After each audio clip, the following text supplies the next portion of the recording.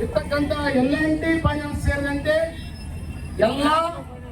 ಎಲ್ಲ ಫೈನಾನ್ಸ್ಗಳು ಇವತ್ತು ರೈತರ ಫ್ಯಾಕ್ಟರಿಗಳನ್ನು ಸೀಜ್ ಮಾಡುತ್ತಾ ಅವನ್ನ 2-3 ದಿನಗಳಲ್ಲಿ ಮಾರಾಟ ಮಾಡುತ್ತಾ ಮತ್ತು ಪ್ರತಿನಿತ್ಯ ರೈತರ ಇವತ್ತೇನಪ್ಪ ಅಂತಂದ್ರೆ ಮನೆ ಮುಂದೆ ಹೋಗಿ ಗಲಾಟೆ ಮಾಡೋದು, ಇವತ್ತು ಮಹಿಳೆಯರ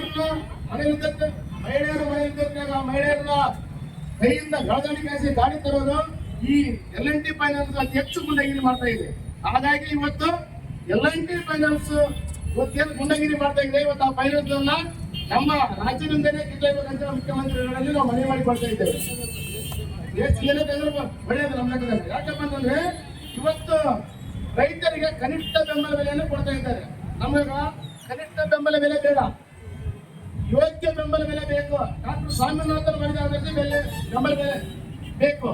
ಹಾಗಾಗಿ ಡಾಕ್ಟರ್ ಸ್ವಾಮಿನಾಥನ್ ವರದಿ ಆಧರಿಸಿ ಬೆಳೆಯುತ್ತಾಗುವವರೆಗೂ ನಮ್ಮ ರೈತರ ಕಡೆಯಿಂದ ಯಾವುದೇ ಸಾಲ ಕಟ್ಟಕ್ಕಾಗಲ್ಲ. ಹಾಗಾಗಿ ಯಾವುದೇ ಹಣಕಾಸು ಸಂಸ್ಥೆಗಳಾಗಿರ್ಬೋದು, ರಾಷ್ಟ್ರೀಯ ಬ್ಯಾಂಕ್ಗಳಾಗಿರ್ಬೋದು, ಮೈಕ್ರೋ ಫೈನಾನ್ಸ್ಗಳಾಗಿರ್ಬೋದು, ರೈತರಿಗೆ ನೀಡಿದಂತಹ ಸಾಲವನ್ನ ಯಾವುದೇ ಕಾರಣಕ್ಕೆ ವಸೂಲಿಗೆ ಬರಬಾರದು. ಇದಕ್ಕೆ ಸರ್ಕಾರ, ಕೇಂದ್ರ ಮತ್ತು ರಾಜ್ಯ ಸರ್ಕಾರಗಳು ನಿರ್ದೇಶನ ನೀಡಬೇಕಂತ ನಾವು ಒತ್ತಾಯವನ್ನು ಮಾಡ್ತಾ ಇರ್ತೇವೆ.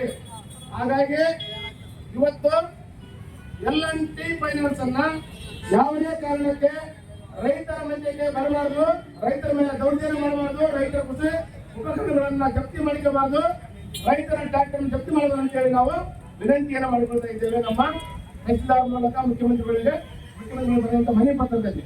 ಹಾಗಾಗಿ ಮುಖ್ಯಮಂತ್ರಿಗಳು ಗಮನಹರಿಸಿ ಇಲ್ಲೇನು ದೌರ್ಜನ್ಯ ಮಾಡಿದ್ದಾರೆ ಈ ಸಿಬ್ಬಂದಿಗಳು ಯಾರ್ಯಾರು ಮುಂದೆ ದೌರ್ಜನ್ಯ ಮಾಡ್ತಾರೆ ಅವ್ರ ಮೇಲೆ ಕ್ರಮ ಕೈಗೊಳ್ಳಬೇಕಂತ ನಾವು ಒತ್ತಾಯವನ್ನು ಮಾಡ್ತಾ ಇದ್ದೇವೆ.